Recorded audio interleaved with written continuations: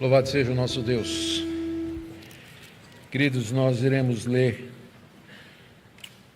Aliás, vamos deixar a palavra de Deus aberta no livro de Atos, capítulo 17. Nós pretendemos ir do verso 1 até o verso 15.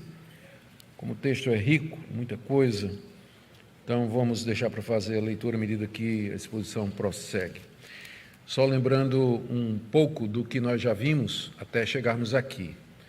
Na mensagem anterior, que foi apoiada na porção anterior do que nós lemos aqui, nós vimos como Paulo e Silas chegam em Filipos, pregam o Evangelho, lemos a respeito da conversão de Lídia e a libertação de uma jovem adivinhadora, que estava possessa de um espírito adivinhador. E os donos da moça, indignados, porque haviam perdido a fonte de lucro, denunciaram Paulo e Silas, que foram açoitados e presos de maneira vil, porque eram cidadãos romanos e tinham direitos, pelo menos, a um julgamento antes de serem apenados. No cárcere, eles louvam a Deus, dão testemunho da sua fé. Deus responde com um terremoto que abala os alicerces da prisão. Os prisioneiros todos se veem soltos. O carcereiro pretende se suicidar. Paulo assegura que todos estão ali e prega o Evangelho a ele e toda a sua casa, que são batizados. E no dia seguinte, quando os magistrados querem que eles vão embora, sorrateiramente, provavelmente sentindo que tinham cometido um erro, Paulo exige que isso seja feito em público, com uma retratação. Não porque Paulo tinha qualquer interesse pessoal nisso, mas porque o Evangelho é que estava em jogo, e era necessário que ficasse claro que eles tinham sido presos injustamente, para não lançar qualquer sombra a respeito do Evangelho. E feito isso, então, atendendo ao pedido das autoridades, eles, se vendo livre da prisão, eles partem de Filipos e eles vão na direção de Tessalônica. E é o que nós veremos hoje. O tempo que eles passaram em Tessalônica e depois na cidade de Bereia. Queira Deus nos guiar e nos abençoar à medida que nós estudamos essa passagem. Em primeiro lugar, então, o relato da chegada deles na cidade de Tessalônica, de 1 a 4. Isso aqui, eles saíram de Filipos, tendo passado por Anfípolis e Apolônia, Paulo e Silas chegaram a Tessalônica, onde havia uma sinagoga de judeus. O que quer dizer que em Anfípolis e Apolônia não tinha, não é? Como Filipos. Então, mas em Tessalônica tinha. Então, eles foram para lá, atraídos pela grande comunidade de judeus que havia lá. Verso 2: Paulo, segundo seu costume, foi procurá-los e por 3 sábados discutiu com eles a respeito das Escrituras, expondo e demonstrando ter sido necessário que o Cristo padecesse e ressuscitasse dos mortos. Paulo dizia: esse Jesus que eu anuncio a vocês é o Cristo. Deixe-me destacar alguns pontos aqui, queridos, dessa leitura inicial daquilo que Lucas escreveu, da chegada deles em Tessalônica. Lembrando aqui que nós estamos em meio à segunda viagem missionária do apóstolo Paulo. Ele está entrando cada vez mais para a região da Macedônia, depois ele vai descer no mapa e vai até Atenas, a capital da Grécia, que nós veremos na próxima segunda-feira, se Deus quiser. Mas aqui nós estamos no meio da segunda viagem missionária. Eles saíram de Filipos, chegam então a Tessalônica, como nós lemos. Se você der uma olhadinha no mapa, eles seguiram para oeste. Olhando aqui para mim, seria a minha direita e a esquerda de vocês. E eles passaram por essas 2 cidades, Anfípolis e Apolônia, que ninguém sabe direito aonde é. Até chegar a Tessalônica, foram 160 quilômetros de viagem. Lembrando que naquele tempo essas viagens eram feitas ou a pé ou a cavalo, provavelmente eles devem ter feito a pé. A Tessalônica era a principal cidade da Macedônia, era a capital e era muito populosa, e ali havia uma comunidade de judeus. Como nós já dissemos aqui, para que se formasse uma sinagoga era necessário 10 homens judeus que apoiassem, suportassem e que servissem de liderança para que se abrisse uma sinagoga. A comunidade de judeus em Tessalônica devia ser muito grande, tinha essa sinagoga ali. E Paulo, nós vemos aí do verso 2 até o verso 3, como era o costume dele, foi procurá-los. Paulo era rabino. Naquela época, os rabinos meio que tinham livre acesso aos púlpitos das sinagogas. Cada sinagoga tinha o seu próprio rabino, o chefe da sinagoga. Se chegasse um rabino visitante, a cortesia e o costume fariam com que a palavra fosse oferecida a ele, se ele não teria uma palavra para trazer para o povo. E Paulo se valeu disso. A evangelização no primeiro século, ela começa, o apóstolo Paulo se valendo do fato de que é judeu, para ir às sinagogas judaicas, onde ele tinha liberdade para falar, e ali anunciar o evangelho. Geralmente de lá ele ia para os gentios. Então era essa a sua prática. E lemos aqui que ele conseguiu, por 3 sábados consecutivos, falar na sinagoga de Tessalônica. 3 sábados em seguida. E nós temos aqui o relato que Lucas faz, talvez é o relato mais minucioso que Lucas faz no livro de Atos, de como era a pregação de Paulo. Está aí nos versos 2 e 3.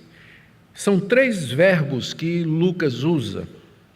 Veja só, final do verso 2, eu vou ler o verso 2 todo. Paulo, segundo o seu costume, foi procurá-los por 3 sábados. Primeiro, discutiu com eles, você tem aí a versão Almeida Antiga, diz arrasou, né? Discutiu com eles a respeito das Escrituras, expondo e demonstrando ter sido necessário que o Cristo padecesse e ressuscitasse dos mortos. Paulo tinha uma vantagem quando ele estava na sinagoga para pregar, é que havia uma base comum entre ele e os judeus, que eram as Escrituras. Paulo usava as Escrituras para demonstrar que Jesus era o Cristo, porque todo judeu cria, a essa altura, o cânon do Antigo Testamento já estava definido. Os judeus já sabiam quais eram os livros sagrados e aqueles que eram considerados como autoritativos, e eles recebiam como palavra de Deus, eram lidos nas sinagogas.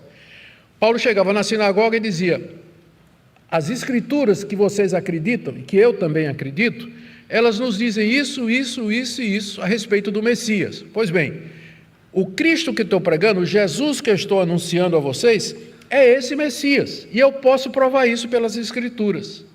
E esse era o método de Paulo. São 3 verbos, então vamos ver cada um deles. Primeiro ele diz aqui que Paulo discutia com eles, a tradução mais antiga diz arrazoava, não é? Esse verbo aí é o verbo dialegomai, que significa você discutir, falar através. Literalmente é isso que significa, e que interpretado quer dizer você argumentar, você através das palavras jogar argumentos para convencer a outra pessoa, que foi traduzido como arrazoar, que eu acho melhor do que discutir. Então a versão antiga eu acho que está melhor, da Almeida, né, que fala do arrazoado, né? Paulo chamava e dizia: vamos conversar aqui, vamos discutir a respeito disso que eu estou falando aqui. O segundo verbo é o verbo expor, anoigo, no grego, que significa abrir. E não é isso mesmo, não é? É interessante, Paulo abria, expunha a Escritura para eles. É isso que a palavra quer dizer no original, né? Expor. Você pega alguma coisa que está fechada e revela o conteúdo que antes estava obscuro, como quem abre um ovo de Páscoa, né? Você tira lá o embrulho e aparece o ovo, quebra o ovo e lá dentro tem um conteúdo. Paulo pegava as Escrituras do Antigo Testamento e abria, expunha, e dizia: está vendo isso aqui? Olha, isso aqui é Cristo, é o Cristo que eu estou pregando. Terceiro verbo, demonstrar, para te temir, significa colocar uma coisa ao lado de outra para comparação. É como se ele dissesse: olha, você está vendo o que é que Isaías está dizendo aqui no capítulo 53, que o Cristo tinha que morrer, morreu pelos pecados, sofreu pelas nossas iniquidades? Pois foi exatamente isso que aconteceu com Jesus de Nazaré, lá em Jerusalém. Ele morreu, foi rejeitado pelo nosso povo, ele sofreu. Então ele colocava as Escrituras de um lado e Cristo do outro lado e dizia para os judeus: comparem e vocês vão ver que o Cristo, que o Jesus que eu estou anunciando para vocês, ele é o Messias de Israel. É isso que nós chamamos de pregação expositiva. Expor a Escritura, mostrar o sentido da Escritura, comparando, arrazoando, discutindo. e tendo as Escrituras como base daquilo que nós estamos querendo dizer. A partir daí, desse método, Paulo anunciava que Jesus era o Cristo, ele mostrava aos judeus que estava escrito que o Messias deveria padecer e sofrer pelos pecados. Não faltam textos no Antigo Testamento para mostrar isso, a começar pelos textos que falavam dos sacrifícios de animais e que sem sangue ninguém podia chegar perto de Deus. Tinha que ter sangue para que se pudesse chegar, para que se pudesse ter perdão de pecados. Começando daí, já podia provar que o Salvador do mundo tinha que morrer e derramar sangue para que as pessoas pudessem chegar diante de Deus. A ressurreição de Cristo, Salmo 16, os profetas falam, no final do livro de Daniel, a ressurreição dos mortos, e tantas outras passagens do Antigo Testamento que Paulo trazia para a discussão e dizia: olha, o Messias, vocês talvez nunca entenderam isso, mas o Messias tinha que primeiro sofrer, morrer e ressuscitar. Na escatologia judaica, no pensamento judaico, eles aguardavam a chegada de um Messias glorioso. Essa era a expectativa, e era natural. Esse conceito se desenvolveu durante o período intertestamentário, quando os judeus sofreram debaixo, primeiro dos babilônicos, primeiro dos assírios, depois dos babilônicos, depois dos medos e persas, depois dos gregos e depois dos romanos. Eles nunca mais, depois que foram exilados, nunca mais tiveram rei. Esperavam o retorno do filho de Davi para reinar sobre Israel. Todos os reis nesse período, antes de Cristo, eram, por exemplo, como Herodes. Herodes nem judeu era um idumeu que foi nomeado por César para ser o rei dos judeus. Os judeus não aceitavam Herodes, porque nem judeu ele era. Estavam esperando a chegada do filho de Davi. Só que eles esperavam que quando o filho de Davi viesse, viria em glória, cavalgando num cavalo branco, liderando um exército poderoso para esmagar os romanos e fazer de Israel a capital do mundo. E aqui Paulo está dizendo: vocês nunca entenderam as Escrituras. Convinha que o Messias primeiro sofresse. Ele primeiro tinha que vir humilde. Ele tinha que vir no estado de humilhação, de sofrimento, para poder pagar o pecado do povo de Deus, para que o mundo pudesse chegar à presença de Deus. E para que ele venha uma segunda vez em glória, ele tinha que ressuscitar dos mortos, e foi isso que aconteceu. Vocês estão esperando um Messias político, glorioso, mas eu prego a vocês um Messias crucificado e ressurreto, porque esse é o caminho de Deus. E ele abria as Escrituras e dizia: examine aqui, leiam aqui, vejam se o que eu estou dizendo não é verdade. E dessa maneira nós lemos aqui que Paulo convenceu muita gente. Vejam aí o que diz o verso 4. Alguns deles, aqui os judeus, alguns dos judeus foram persuadidos e se juntaram a Paulo e Silas. O mesmo aconteceu com numerosa multidão de gregos piedosos e muitas mulheres importantes. Eu já disse aqui para vocês que o grupo de onde veio o maior número de convertidos no primeiro século era dos tementes a Deus. Vocês lembram daquela categoria que eu falei para vocês? Quando Paulo chegava numa cidade, numa sinagoga, e ele pregava o evangelho, tinha 4 grupos. O judeu mesmo, né, étnico, circuncidado, guardava a lei de Moisés. Depois você tinha o prosélito, que era um não-judeu que tinha se tornado judeu, através da circuncisão e do batismo. Depois você tinha o temente a Deus, eram aqueles não-judeus que gostavam do judaísmo, mas não o suficiente para se circuncidar. Eles ficavam ali, eram como que congregados que a gente tem nas igrejas. O pessoal que frequenta, mas nunca se torna membro da igreja. Mas está lá todo domingo, gosta, né, mas nunca toma o passo de se batizar e professar a fé em Cristo Jesus. Eram chamados tementes a Deus. E a 4ª categoria era dos gentios mesmo, dos pagãos, que não tinham o menor interesse no judaísmo, não eram influenciados por nada daquilo que vinha de Moisés ou da sinagoga ou coisas assim. Então, eram essas 4 categorias de pessoas de onde vinham os convertidos da igreja no primeiro século. E aqui você lê 3 delas, não é? Diz aí, primeiro, que alguns foram persuadidos, alguns judeus acreditaram no que Paulo estava dizendo e se converteram. E depois ele fala numerosa multidão de gregos piedosos. O grego piedoso era o temente a Deus, que não tinha virado prosélito. Ele temia Deus, cria que o Deus de Israel era o Deus verdadeiro, ele não era idólatra, ele tinha renunciado aos deuses pagãos, mas não tinha se tornado judeu através da circuncisão. Então, uma numerosa multidão de homens assim creu no que Paulo estava dizendo. E aí vieram as mulheres, muitas mulheres importantes, também eram mulheres piedosas, tementes a Deus, e elas aparecem em praticamente todas as cidades onde Paulo prega. Eram mulheres da alta sociedade, que eram impressionadas com o judaísmo, e elas financiavam as sinagogas, elas ajudavam financeiramente a sinagoga, elas tinham influência na cidade. Pois bem, a palavra de Deus alcançou todas essas pessoas, ali na cidade de Tessalônica, e tudo isso como resultado da palavra de Deus, não é? Você percebe que, pelo menos não está dito que Deus usou qualquer outro meio a não ser a sua palavra para começar esse avivamento espiritual na cidade de Tessalônica. Em outros lugares, Paulo foi capaz de fazer sinais e prodígios, como nós vimos na primeira viagem. Alguns sinais, alguns milagres extraordinários que atraíam multidões. Mas aqui não é nada disso, aqui é a palavra escrita, exposta, ensinada, que atrai multidões, que persuade as pessoas, que levam as pessoas realmente a crer em Cristo Jesus. E de fato, muita gente se voltou, não é? Um dos convertidos, chamado Jason, hospedou Paulo e Silas. Nós vamos ver mais traços dele adiante, né? Talvez seja aquele Jason de Romanos 16, 21, que Paulo diz que era parente dele, não sabemos. Mas um desses hospedou Paulo e Silas. O texto diz aí que eles se juntaram, foram persuadidos e se juntaram a Paulo e Silas, o que indica a formação da igreja de Tessalônica. Se ajuntaram e disseram: nós estamos com vocês, estamos juntos, somos irmãos.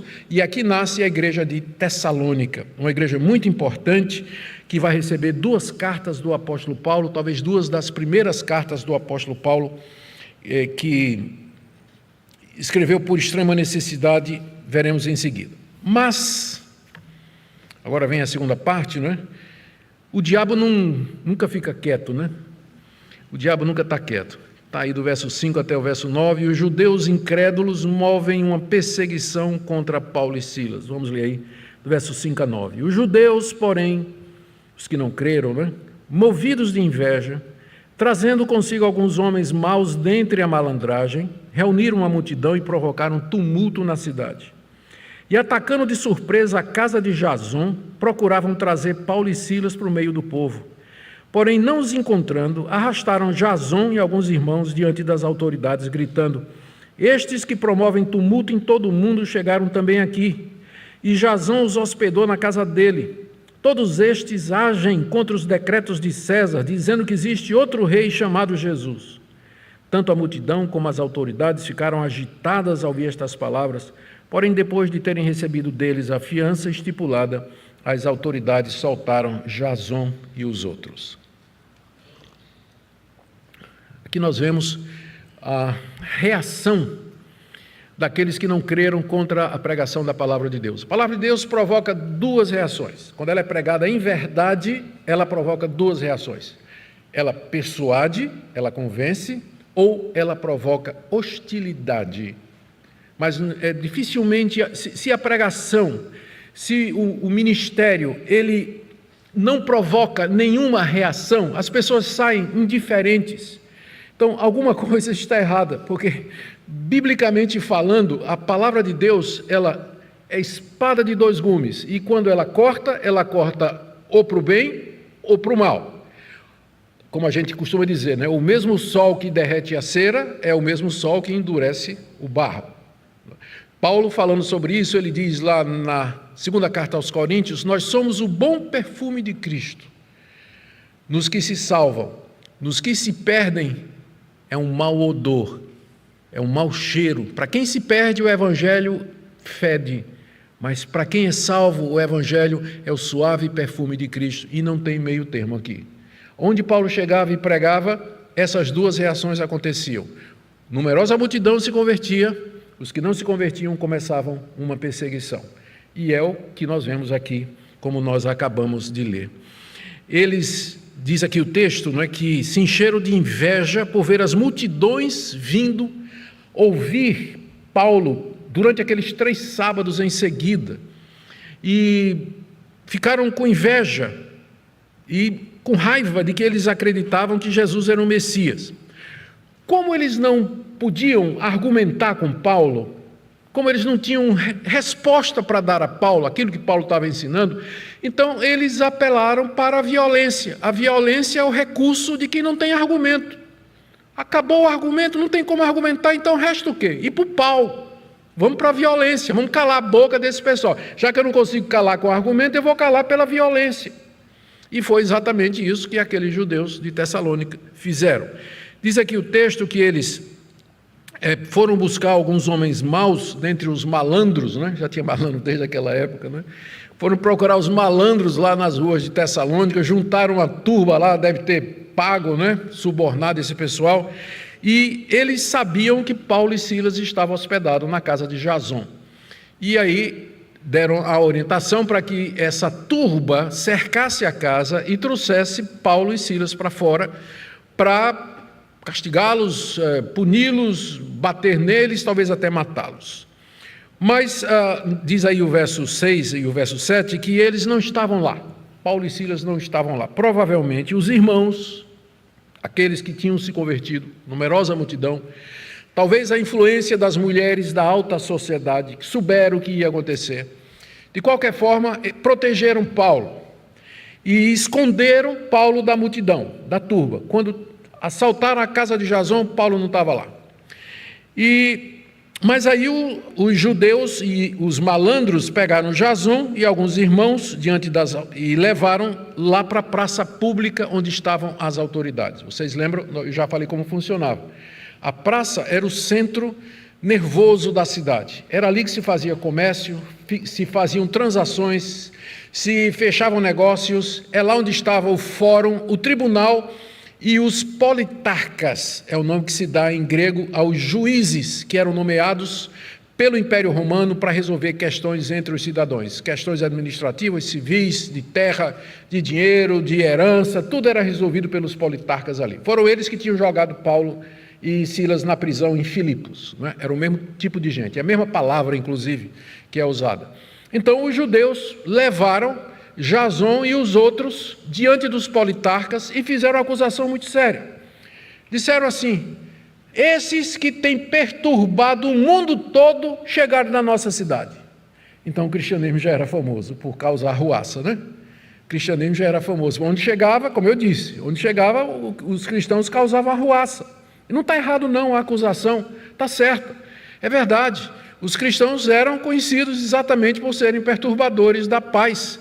Não foi isso que o rei Acabe disse a Elias? És tu, perturbador de Israel? Não foi isso que o Acabe disse para Elias? Pois é exatamente isso. Paulo e Silas eram os perturbadores da paz mesmo, porque onde eles chegavam, dava essa confusão toda. Então não estavam errados não. Mas por que então a preocupação? A preocupação é que o tumulto promovido pelos cristãos era por causa da mensagem deles. Eles diziam que Jesus era Kyrios, era Senhor, um título que era usado para o César. Os cristãos não chamariam César de Kyrios, eles diziam que esse título é para aquele que está acima do César, que Cristo é o Rei do mundo, que Ele ressuscitou dos mortos e tem todo o poder no céu e na terra. Portanto, eu me curvo diante de Cristo, mas eu não queimo incenso a César, como era obrigado. A religião do Império Romano, naquela época, exigia que todo mundo, debaixo do Império Romano, queimasse incenso a César. Os cristãos não fariam isso. Não fariam. Há histórias dos mártires do século I e II, há casos assim de que os mártires eram levados à arena para serem comidos pelos leões, e antes disso, as autoridades diziam: está aqui um grão de incenso, está aqui um altar. Queime esse grão de incenso aqui no altar em homenagem a César e você não vai perder sua vida. E muitos cristãos preferiam morrer do que queimar um grão de incenso em homenagem a César. E era isso então que deixava as autoridades revoltadas e todo mundo revoltado, né? Agora a pergunta é: por quê? Não é esse medo todo? Porque diz aí o texto, né, no verso 8, primeiro no verso 7, né? Todos esses agem contra os decretos de César, dizendo que existe outro rei chamado Jesus. Eles diziam mesmo, os cristãos não tinham medo não, eles eram arruaceiros nesse sentido, né? Agora, tanto a multidão como as autoridades ficaram agitadas ao ouvir essa palavra. Por quê? É porque eles assim tinham zelo e amor pelo César? Não, é porque se os romanos soubessem que lá na cidade de Tessalônica tinha um foco de resistência contra o César, mandariam os exércitos na cidade dizimar todo mundo. Então o medo deles era a represália do César, era a represália das autoridades romanas.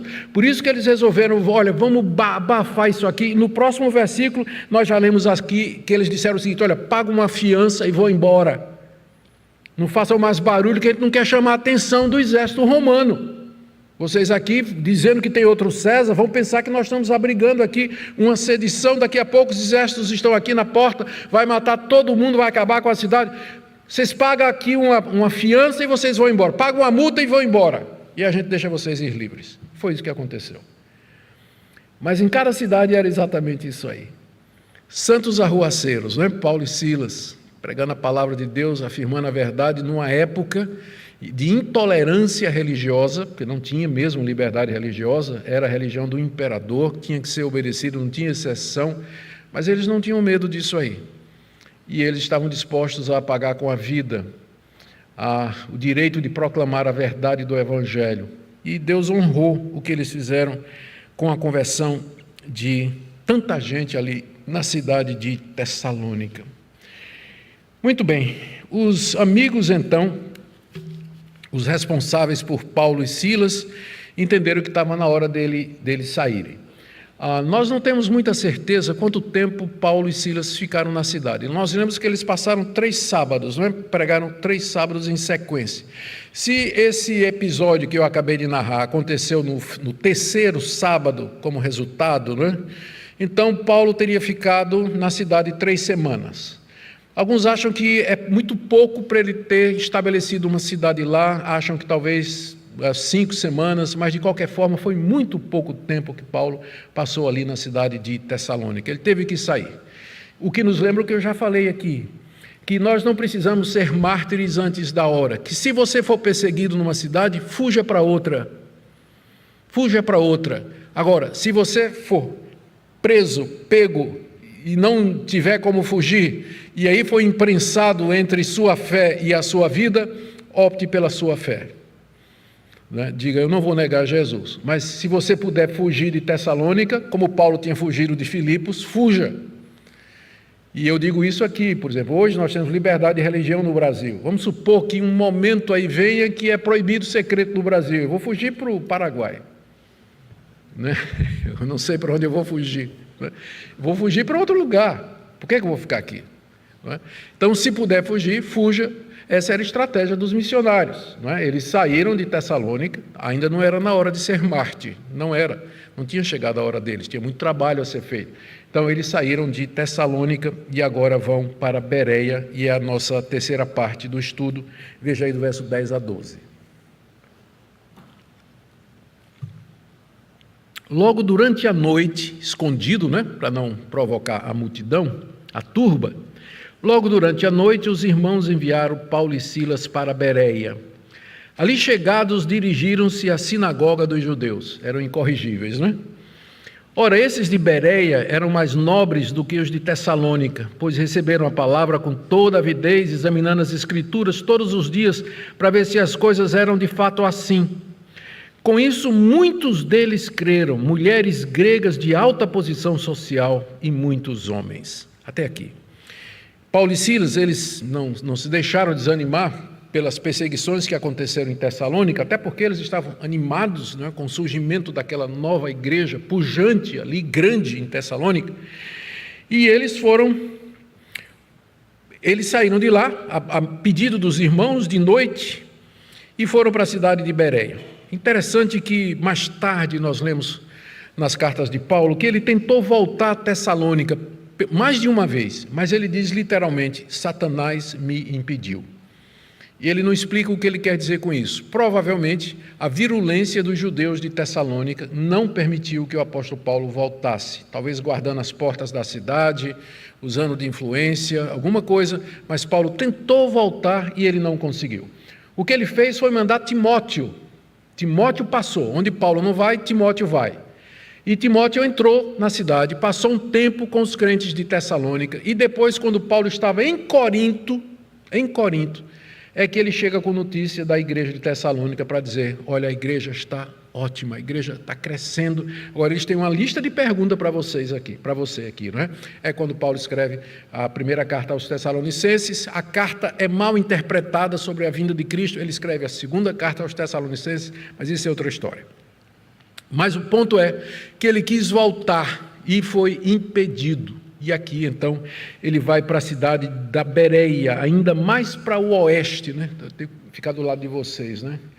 Mais para o oeste da Macedônia, 96 quilômetros, mais ou menos 3, 4 dias a pé, caminhando até a cidade da Bereia. E lá eles repetem o mesmo padrão de evangelização. Onde é a sinagoga? E uma vez informados onde é a sinagoga, eles chegam na sinagoga e Paulo: eu sou rabino, posso falar? Claro, meu irmão, o senhor tem todo o direito aqui. Irmãos, eu trago para vocês uma boa notícia. Aquilo que os profetas falaram, aquilo que Moisés disse que Deus haveria de levantar um grande profeta como ele, eu trago boas notícias de que isso aconteceu. E eu quero mostrar isso a partir das Escrituras. Por favor, passa o rolo aí das Escrituras. Me dá o rolo de Isaías aí. E aí começava tudo de novo, né? Começava tudo de novo. Mais uma vez, a mão do Senhor estava com eles. Lemos aí no verso 11, que os de Bereia eram mais nobres do que os de Tessalônica, pois receberam a palavra com toda avidez, examinando as Escrituras todos os dias para ver se as coisas eram de fato assim. Eles mostraram grande interesse em ouvir o que Paulo estava dizendo. Quando Paulo começou a falar na sinagoga, a mesma coisa que ele tinha falado em Tessalônica, eles foram mais educados, é isso que mais nobre quer dizer aqui. Eles foram mais educados, porque pelo menos disseram assim: ok, vamos conferir mesmo se é verdade, não é? Vamos examinar se essa interpretação que você está dando aí das Escrituras, ela de fato é a interpretação que faz sentido. E aí, todos os dias, eles se sentavam com Paulo, abriam as Escrituras e verso a verso o apóstolo Paulo ia mostrando: olha aqui, aqui, aqui, aqui. E o resultado é que, mais uma vez, pelo poder da palavra de Deus, muita gente creu. Verso 12. Com isso, muitos deles creram, mulheres gregas de alta posição social, e muitos homens creram naquilo que Paulo estava dizendo, que Jesus era o Messias de Israel, que morreu pelos pecados, está vivo e reina para todo sempre. Que coisa extraordinária, meus irmãos, o poder da palavra de Deus. A gente não tem ideia, não é? A gente não imagina as dificuldades que esses homens enfrentaram para anunciar o Evangelho àquele povo, mas o Espírito de Deus agindo através da palavra é capaz de persuadir, de iluminar o entendimento, de convencer as pessoas, de mostrar a coerência, a lógica da interpretação cristã das Escrituras do Antigo Testamento. Mas Satanás não para quieto, e ao ver seu reino sendo saqueado pelos missionários, não demora a aparecer, não é? Verso 13 a 15. Logo que os judeus de Tessalônica souberam que a palavra de Deus era anunciada por Paulo também em Bereia, foram lá agitar e perturbar o povo. Então os irmãos fizeram com que Paulo fosse imediatamente para os lados do mar. Porém Silas e Timóteo continuaram em Bereia. Os responsáveis por Paulo levaram-no até Atenas, e regressaram trazendo ordens a Silas e Timóteo para que fossem encontrá-lo o mais depressa possível. Esses judeus de Tessalônica eram tão virulentos que quando Paulo escreveu, aqui vocês vão me dar um tempinho aqui, porque eu não tenho certeza se foi na primeira ou na segunda, quando Paulo escreveu a primeira carta, deixa eu ver se foi na primeira, acho que foi na segunda carta, ele disse o seguinte a respeito, é isso mesmo, ele disse o seguinte a respeito dos judeus. Rapaz, quando a gente vai ficando velho, as coisas vão sumindo da cabeça da gente. É em 1 Tessalonicenses, eu tenho certeza. Só que eu não sei onde é que está. Ele diz aqui, ó. Já, alguém depois acha alguém, me diga aí. É quando o apóstolo Paulo diz assim, que esses judeus lá de Tessalônica, eles são inimigos de todos os homens, e que finalmente o juízo de Deus caiu sobre eles, por tudo que eles fizeram, Muito bem, isso depois eu prometo que depois eu digo para você direitinho, tá? Onde é que está?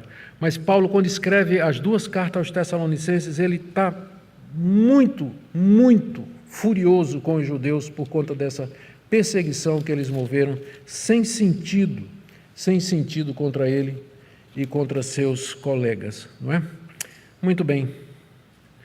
Está aqui na primeira carta, no capítulo 2, 1 Tessalonicenses, quando ele diz no verso 18, quisemos ir até vocês, pelo menos eu, Paulo, uma vez, porém Satanás nos barrou o caminho. Muito bom. E agora eles vão atrás de Paulo em Bereia, não é? Os de Tessalônica, não satisfeitos com o que já tinham feito com os cristãos em Tessalônica, agora eles vão atrás em Bereia. E novamente eles conseguem levantar um tumulto usando as mesmas argumentações. Esses homens são aqueles que provocaram tumulto e que atraíram a atenção dos romanos. Eu estava me lembrando aqui do que eu não estava achando na passagem, me lembrei de um vídeo muito engraçado, eu até não sei, né? Um momento de descontração aqui. Eu até não sei se o vídeo é fake ou não, mas é que é um culto onde o pessoal está tocando lá, uma banda, aí entra o pastor que vai pregar, né? A banda tinha acabado de tocar aquele solta o cabo, Danal. Aí o pastor entra e diz, meus irmãos, eu vinha pregar sobre Daniel, mas eu vou pregar aqui sobre Danal, não é? Danal era um homem valente, mandaram que ele soltasse o cabo, ele não soltava de jeito nenhum. Eu não sei onde é que isso está na Bíblia, mas eu venho pregar sobre Danal. Eu estou igualzinho aqui, não é? Eu não sei onde é que isso está na Bíblia, mas eu sei que está.